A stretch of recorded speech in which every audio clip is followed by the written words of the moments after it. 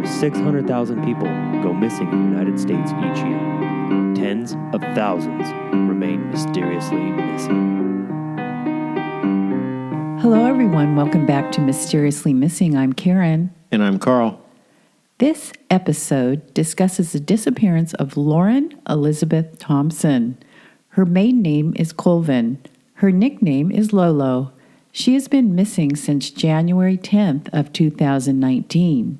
This episode retraces Lauren's last known location, which was near Farm to Market Road, 1794, and an oil gas company lease road off of CR 267 near Beckville.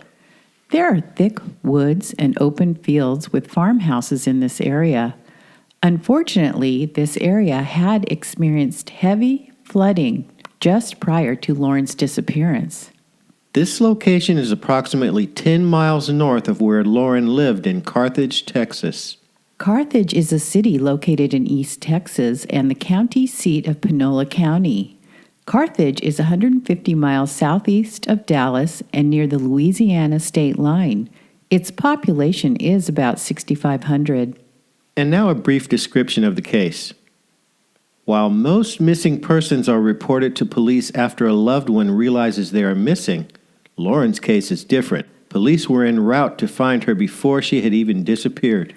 The mother of three called 911 on the afternoon of January 10th in distress. She was saying she was in a wooded area and thought someone was chasing her. But her cell phone died during the call.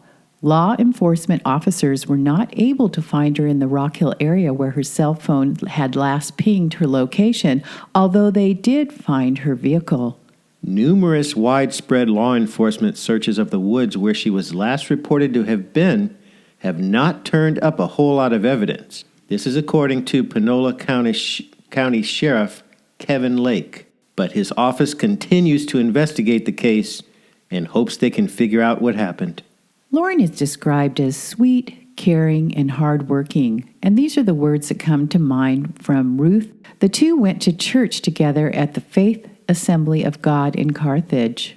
From her Facebook photos, it looks like Lauren loved being with her kids, doing outdoor activities like fishing and visiting Lake Miraval, campground, and marina. Her date of birth is April 17, 1986. She was 32 when she went missing. Her current age is 34 years old. She is described as a Caucasian female, 5'4" to 5'5", 135 to 190 pounds. At the time of her disappearance, she was wearing a dark-colored, hooded sweatshirt and dark-colored pants or leggings. Lauren has brown hair, brown eyes, and her ears are pierced.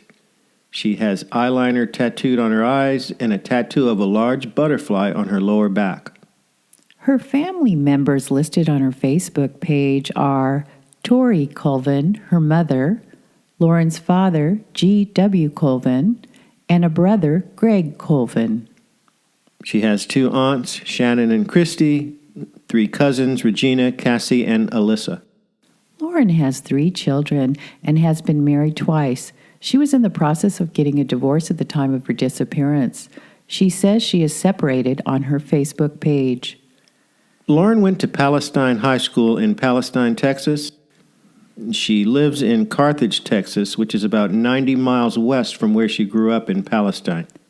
She had no workplaces to show on her Facebook page, but previous posts indicated she worked in a nursing home at one time. Her parents lived 200 miles away in Fort Worth, Texas. Now let's get into the timeline. Lauren's last post on her personal Facebook page was December 16th, 2018. She posted, "Merry Christmas." This was about 3 weeks before she went missing. January 4th, 2019. KSLA News reports Beckville's flood stage for the Sabine River was at 26 feet. And the current stage was 27.3 feet. So the area where Lauren's car was located had heavy rain prior to her disappearance. January 10th, 2019, a Thursday, the day of her disappearance. Prior to her phone call to her mother and 911, according to CBS 19 News, Lauren was hanging out with a group of friends on a property in Panola County. Sheriff Lake also told CBS 19 News that there was horseplay between Lauren's vehicle and another vehicle. And according to Bring Lauren Thompson official Facebook page, at least 3 other persons were confirmed to have been with Lauren minutes before she ran off into the woods. However, due to multiple discrepancies in the various witness statements, it remains unclear as to what actually transpired that afternoon. An unofficial report stated it was determined a male was in the car with Lauren. 2 females were in the other car. The older male lived close by. He died of an illness in May 2019. And here's the report of what occurred that day from the Bring Lauren Thompson official Facebook page. At 1:53 p.m., Lauren called her mother, Tori Colvin. According to Tori, her daughter seemed a bit distressed and wanted to speak with her children, whom they were caring for at the time. However, they weren't around to talk at that moment. The 2 spoke for approximately 7 minutes. Tori stated that her daughter was apologetic to her and her father for past decisions. Tori also remembers Lauren telling her mother how she wished she was as strong as her. Tori offered Lauren some encouragement as they continued to speak. Tori also reported that Lauren seemed to be arguing with someone who could be heard telling Lauren that she didn't need to be calling her kids right now. According to Tori, Lauren also stated that if she ever got out of this, she was never doing drugs again. Tori told her daughter that if she was in some sort of trouble, she should call the local police right away. After asking her mother to tell her father that she loved him and was sorry, Lauren ended her call with her mother at 2:00 p.m. Tori recalls that, though clearly anxious, Lauren was coherent and did not seem to be in any immediate danger, and her tone was nothing like the clear terror that she would later hear when authorities allowed her and Lauren's father, G.W. Colvin, to hear the 911 call. 8 minutes after ending the call with her mother, Lauren called 911. The 911 call lasted approximately 21 minutes before it abruptly ended as Lauren was heard pleading with unknown persons. Despite intense efforts of Panola County dispatches to reestablish contact with Lauren, they were unsuccessful, and approximately 20 minutes later, the phone sent out the last ping before apparently losing power. Using cell phone tower pings, dispatchers were able to locate a general area of where Lauren was calling from. Officers dispatched to Beckville found her vehicle slightly off the roadway of an oil gas company lease road off of CR 267. This is accessed via FM 1794 west of Rock Hill. And that concludes the official Bring Lauren Thompson Facebook page post on what occurred that day. As we piece the rest of the timeline together, we use news articles. According to Panola County Sheriff Kevin Lake, she indicated she wasn't sure where she was. She wasn't familiar with the area, obviously in distress in the 911 call. He continues, she thought someone was chasing her. She had not observed anybody, but she felt somebody was with her. She was scared. We could hear background noise, and it was clear she was running. It was also reported while the 911 operator still had Lauren on the phone, officers were also able to get in touch with people Lauren said she was with earlier in the day. Sheriff Lake said one person she was with had been in the area reportedly fishing. The friend had been in the car with Lauren when he said she ran off the road. He said he then told her he was going to walk to his house to get a vehicle to get them out of the mud, but then she took off running into the woods. They located her vehicle within a few minutes. It was stuck in the mud in a ditch on the side of the road. The 911 call lasted 20 minutes and has not been released to the public. However, Lauren's parents have listened to the call. A web sleuth comment from Jexpar stated, I am an emergency dispatcher, so I know how the 911 system and pinging phones work. Once the phone died, They would have had to call the phone company to get a location, but they would have been given the same location as their equipment showed when her phone died, as the phone had to be powered on. Sheriff Lake said, an initial search was conducted in the area on foot and also using off-road vehicles. 2 canine teams and a drone were later brought in along with law enforcement remaining in the area overnight. Temperatures were in the low 40s that night and 51 degrees as a high in the day. As we stated, the area had experienced heavy rains and flooding. Investigators believe Lauren may have actually been run off the road as opposed to accidentally driving into the ditch. They found paint transfer on her car and on another vehicle. Another web sleuth comment, I did drive past where her car was found just to get an idea of the terrain. It's very hilly and wooded and wet because of all the rain we've had lately. But only on that side of the intersection there are houses and more open spaces close by in other directions that would seem to be better choices if you were trying to get away from someone. Another comment, in the woods in East Texas, you have lots of briars and rattan vines, not to mention shrubs.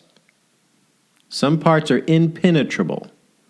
On the other side of the road, west, there was a large pasture, very large, with lots of open areas, barns, and houses.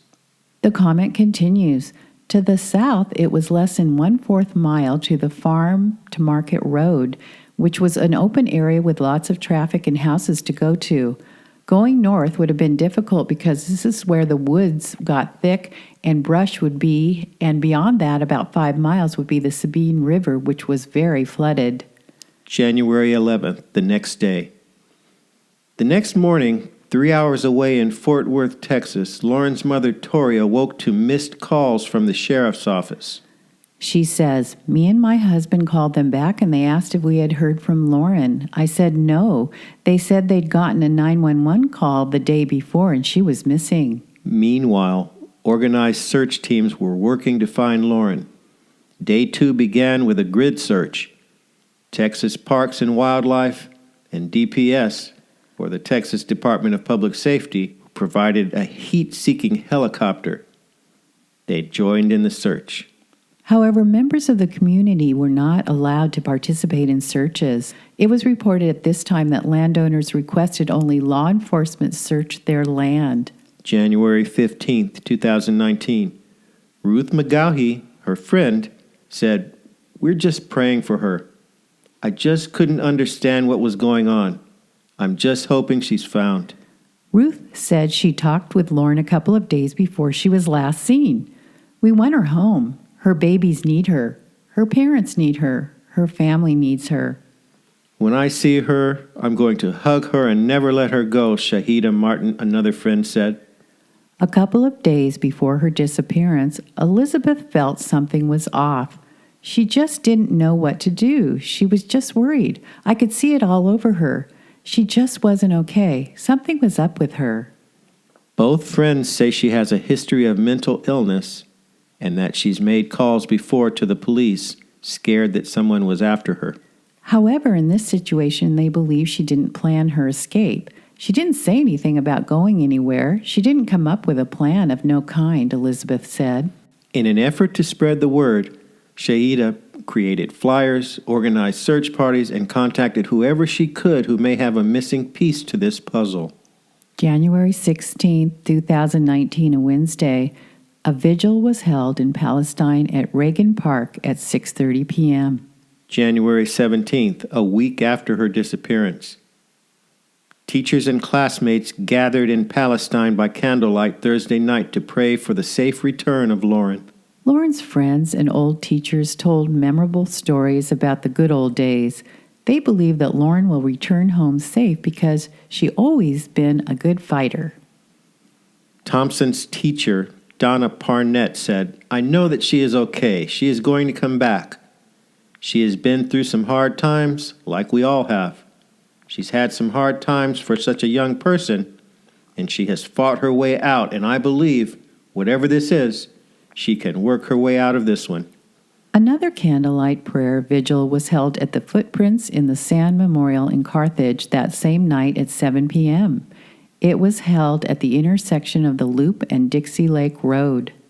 January 18th, 2019. That week, grid searches continued spanning out from the vehicle location. More canine teams were also brought in. The sheriff said, "We have interviewed people she was with that day and got their story. Matter of fact, interviewed them more than once. We're looking to find a clue that may turn us in another direction." He said his top priority is resolution for the Thompsons family. We're very open with the family. We're telling them everything we're doing.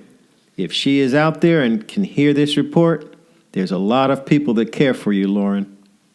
January 22nd, 2019, 12 days after her disappearance, Panola County Sheriff Kevin Lake said he remains hopeful that Lauren will be found, but so far there's been nothing new that's turned us in a different direction. Sheriff Lake said an active multi-department air and ground search of the area where Thompson's car was found had ended. He continued, "We've pretty well covered that area. If she's past there, it's just kind of hard to determine where she would be. We're a little bit handicapped because the river is over its banks as well. These areas out there we can't search." At this point, Lake said, his office is following up on information and tips it receives, keeping in touch with the Thompsons family, and getting search warrants for cell phones and social media records to further their investigation. That just takes a little time because we have to go through the court as well as to get warrants for that information. We've done that, and those have been submitted, and that's really what we're working on right now, and continuing to talk to people that knew her and take statements. February 27th, 2019. The family posted a $5,000 reward for information leading to Lauren's discovery. They say it's not much, but they want to make sure no one forgets about their little girl. And here's her dad about the reward. We offered a modest reward, thinking, well, maybe that would prompt someone to come forward if they had any information. Officials asked citizens to refrain from assisting with search parties at this time.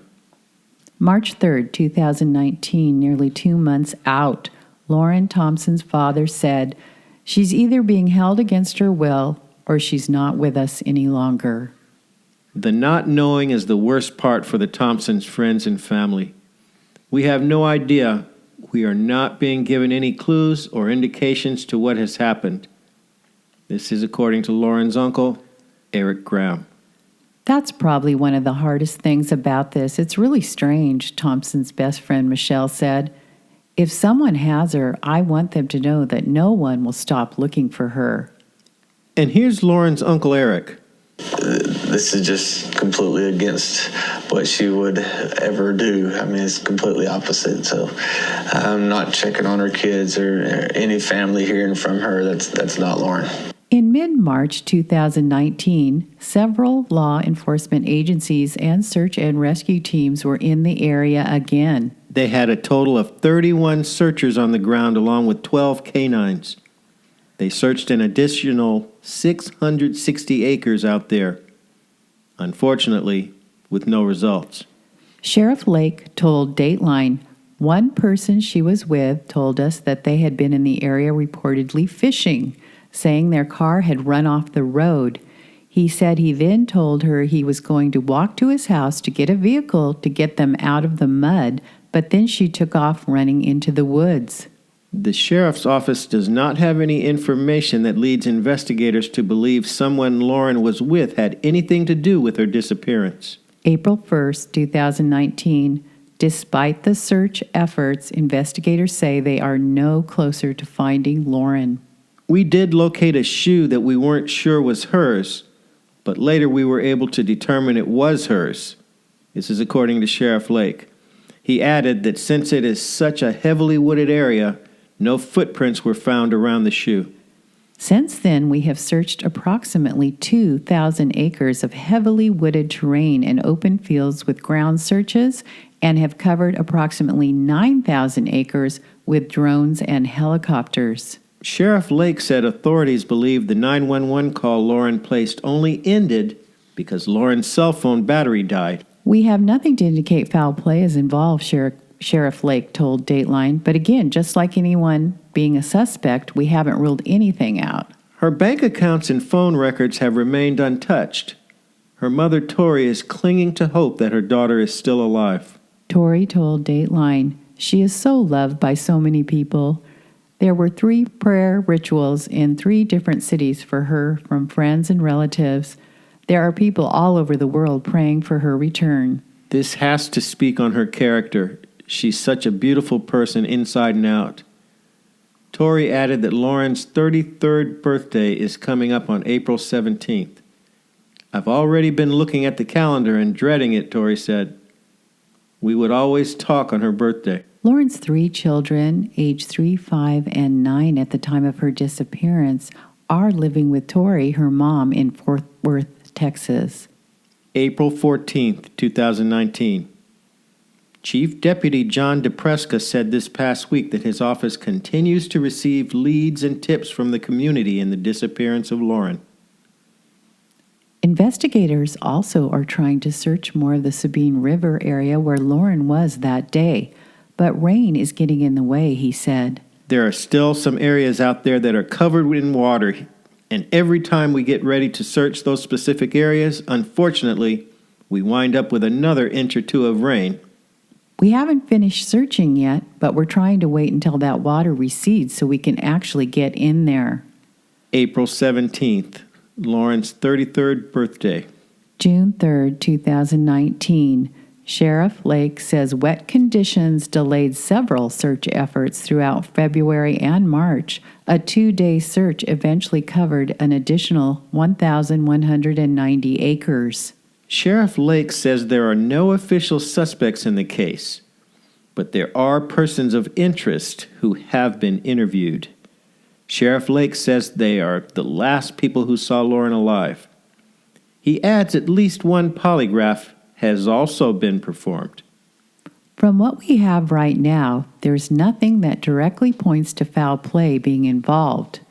But I am suspicious. Yeah, absolutely, I'm suspicious. It's hard to understand how somebody can just disappear. July 17th, 2019, 6 months out. Lauren's mom is frustrated with the investigation. There are a lot of questions surrounding her disappearance. And here's her mom on CBS 19. I have asked at least 5 times for them to have another search team come in. I asked for the Texas EQU search team. According to a lady who's been helping me, she's spoken with the landowners, and the landowners say that they would have gladly helped even with the search, that they had no problem with people searching the land.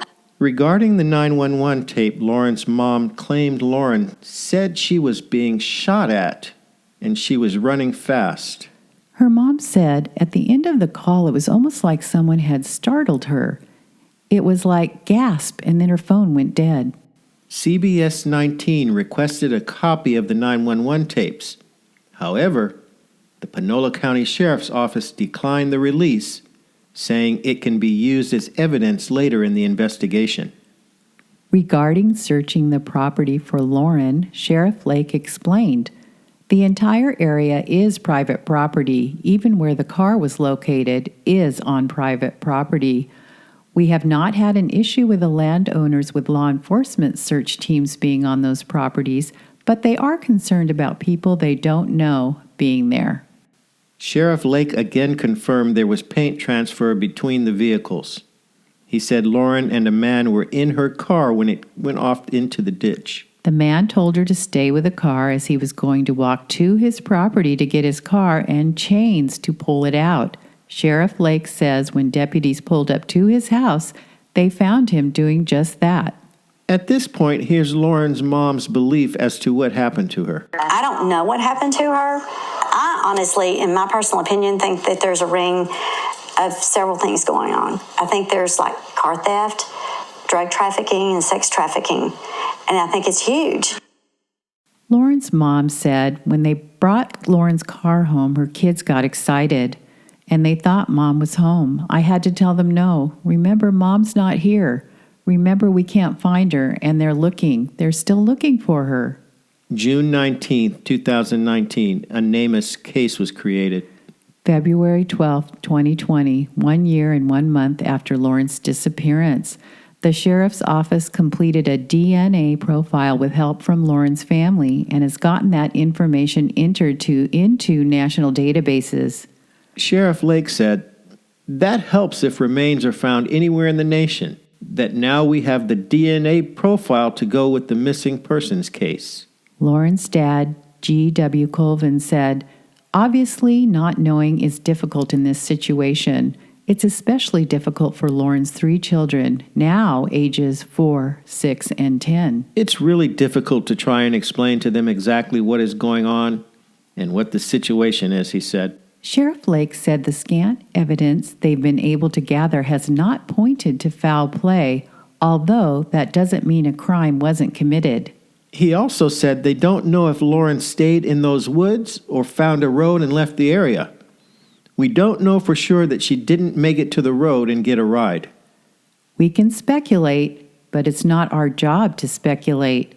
We're fact finders, and so we have not collected any evidence to make us confirm that foul play is involved. Could there be foul play involved? Absolutely. And that's why we're so concerned about preserving if we find a crime scene. But Lake said he does not believe that Lauren would decide to disappear and start a new life, because he does not think she would have abandoned her children. He also said his department does not plan to release the evidence it has collected, such as the 911 call. "We've not released that to the public because it is evidence, and we don't know if we have a crime or not," Lake said. "We've been asked numerous times to release the 911 call, and we're not going to do that. Is this because there's something to hide?" No, it's not because there's something to hide. It's because that's one of the only pieces of evidence that we have. Lake said speculation that gunfire can be heard on the call or that Lauren got shot while calling 911 is wrong. That's not the 911 call that I listened to, Lake said. I don't believe that happened.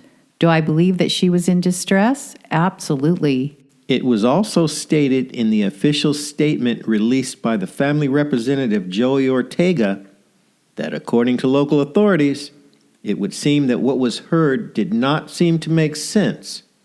And given witness statements that she may have been under the influence of unknown narcotics, authorities weren't sure if what they heard reflected that of a woman in a lucid state of mind or not. Joey Ortega is a California-based freelance investigative reporter with a background in investigation and intelligence analysis. He is working with Lauren's family on the investigation and acting as their spokesperson. Mr. Ortega said a lot of the work he's done has been trying to sift through the information that's come in and develop new leads, as well as to clarify conflicting information or statements. It opened the door to realizing that some people that were initially glossed over might have merited further scrutiny and certain alibis re-examined, he said, noting that the information he gets is passed on to the sheriff's office. Mr. Ortega is hopeful that Lauren can be found. "I have no qualms in saying that there's not anything to say, that I know statistically these things don't always end with the way we would want them, especially as parents." But setting aside all of the rumors and all the conjecture and innuendo, and looking at some of the leads that they have gone through and some of the new leads that I had developed, not only am I hopeful personally that we can find resolution here, but that there's nothing to say that finding her alive is an impossibility. I have not by no means given up on that. The unfortunate part about this is we get really far-fetched tips that result from that, Lake said. But we have to check into them, so we're exhausting a lot of time and resources looking into things that we know are very far-fetched. Ortega said he hopes he can help recenter the investigation after all that chaos, making sure that the Colvin family and the sheriff's office work together. Baseless theories and speculation push this chaos to places where it need not be, Ortega said. But a lot of times in a lot of these cases where there's sort of a lot of speculation and rumor and other stuff, I feel like sometimes it's clear that law enforcement sometimes can have a hand in preventing that too by not always holding everything so close to the vest, letting some information out to allow people to understand what law enforcement is doing. They answer to the public, and most important, they answer to the family. G.W. Colvin, Lauren's dad, said, "Really, there's not anything other than that. We've really requested that is, if anybody has any bit of information, whether they think it's relevant or not, they could come forward and submit that to Sheriff Lake and his team so it can be investigated." Of course, the prayers that have been offered up thus far, and any in the future, they have been appreciated and will be appreciated. We've felt support from the community, and we are very appreciative of everything that has been done locally and by local law enforcement to help locate our daughter. June 15, 2020. From the official statement released by the family representative Joey Ortega, a $10,000 reward was established and an anonymous tip line. And here's another report from the Bring Lauren Thompson official Facebook page. Along with Lauren's father, G.W. Colvin, Ortega spent some time in Beckville, Texas to meet with various witnesses and tipsters, walk the scene, and to meet with Texas Rangers and Sheriff Lake, who agreed to allow Ortega to hear the 911 call and to look at various other pieces of physical and digital evidence in order to better understand the efforts made to date and the many challenges faced, as well as offer his thoughts based on his own digital and forensic expertise.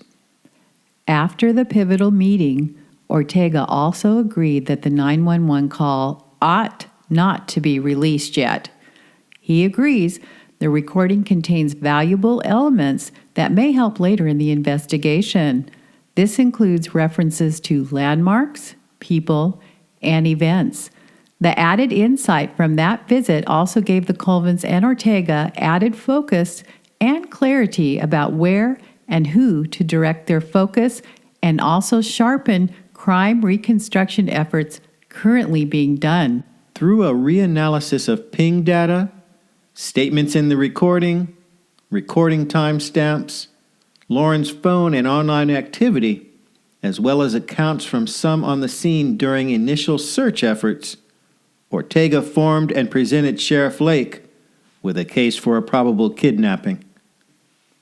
Through interviews of locals and tipsters, Ortega was also able to uncover false or misleading statements by some who were questioned when the case began. This information was also presented to authorities for further follow-up. Though circumstantial, the case for kidnapping that has recently formed crime reconstruction seems to indicate was thought by some to be quite compelling. The case for and the supporting crime reconstruction for a probable kidnapping is currently being presented to the FBI by Sheriff Lake, along with his own supporting findings. And now from her mom's Facebook page, which she uses to bring awareness to other missing person cases. October 4th, 2020. Thank you for not forgetting about her. There are so many missing people, and it seems the ones missing longer get forgotten because it's not current. I know I've had to step back during virtual learning with the kids, but they will hopefully be back in school by the end of the month where I can have time to work on it. God bless you all for your continued prayers and support. And then, October 8th, 2020. We are never going to give up on you, Lauren. We will fight to the end. Bring Lauren Thompson home. So now let's recap. Lauren, the mother of 3 small children, called 911 on the afternoon of January 10th in distress, saying she was in a wooded area and thought someone was chasing her. But her cell phone died during that call. Numerous widespread law enforcement searches of the woods where she was last reported to have been have not led to finding Lauren. Her friend Elizabeth stated she felt something was off in the days before Lauren's disappearance. Was there trouble due to her lifestyle choices? Where was Lauren prior to her disappearance that day? What had she been doing? Did she hit her head when the car went in the ditch or when the vehicles exchanged paint? A head injury could cause erratic behavior as well as if she were under the influence. One person she was with told us they had been in the area reportedly fishing, Sheriff Lake said. Were there fishing rods in the car? Wouldn't it help to allow Texas EquiSearch, family, friends, and the community to search the property at this point? It appears the landowners are willing to cooperate. Bring Lauren Thompson Home Facebook page was created May 27th, 2020. It has 2,669 followers. There is a disclaimer on this page dated May 31st. Bring Lauren Thompson Home is an organization registered in the state of Texas by the Colvin family. Any statements or claims made by any third parties on this page represents their own thoughts and opinions and does not necessarily represent those of Bring Lauren Thompson Home. This is according to the Colvin family or their spokesperson, Joey Ortega. This website was created solely for the purposes of obtaining information helpful to the investigation leading to the arrest and conviction of those responsible for the disappearance of Lauren Thompson. Lauren has a personal Facebook with 520 friends. Anyone with information can contact the anonymous tip line at 888-411-4491 or contact the Panola County Sheriff's Office at 903-693-0333. The disappearance of Lauren has caused unimaginable anguish and frustration to her mother, father, children, and her entire family. Friends, family, and the community need answers. Please bring this mother of 3 small children home to her loved ones. Thank you, everyone, for joining us here on Mysteriously Missing. Thanks, everyone.